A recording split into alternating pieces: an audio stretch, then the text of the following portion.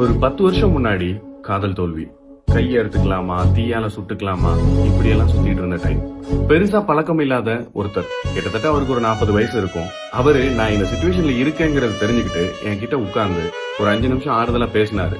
அவருக்கு தெரியும் இந்த ஆறுதலான வார்த்தை எனக்கு போதுமானதா இருக்காதுன்னு. திடீர்னு என்கிட்ட எவ்வளவு காசு இருக்குன்னு கேட்டாரு. நானும் 1000 ஆகும், 500 ஆகும், 100 ஆகும், கிட்டத்தட்ட ஒரு 2300 ரூபாய் இருக்குன்னு சொல்லி அவர்கிட்ட நீட்டினேன். நீ மன கஷ்டத்துல தானே இருக்க, இப்பவே அந்த காசை 2-3 துண்டா கீறி தூக்கி வீசிருன்னு சொன்னாரு. நான் ஒரு செகண்ட் யோசிச்சேன், 2300 ரூபாய் இல்ல. அப்போ அந்த ஆள் கேட்டாரு, இவ்வளவு மன கஷ்டத்திலையும் அந்த பேப்பரோட வேல்யூ 2300 ரூபாங்கிறதும் அந்த 2300 ரூபாயை சம்பாதிக்கிறதுக்கு நீ எவ்வளவு கஷ்டப்பட்டங்கிறதையும் ஒரு செகண்ட் யோசிச்சல. விலை மதிக்க முடியாத இந்த உடம்பையும் உன்ன இந்த உலகத்துக்கு கொண்டு வந்த அப்பா அம்மாவையும் மறந்து யாரோ ஒருத்தர் உன்னை ஏமாத்திட்டாங்கிறதுக்காக நீ உன்னோட மனசையும் உடம்பையும் வேதனைப்படுத்திக்கிறது எந்த விதத்துல நியாயம்னு கேட்டாரு. இந்த வீடியோ உங்க ஃப்ரெண்ட்ஸ் கேங்ல யாருக்கு இப்ப தேவைப்படும் நினைக்கிறீங்களோ அவங்களுக்கு ஷேர் பண்ணிடுங்க.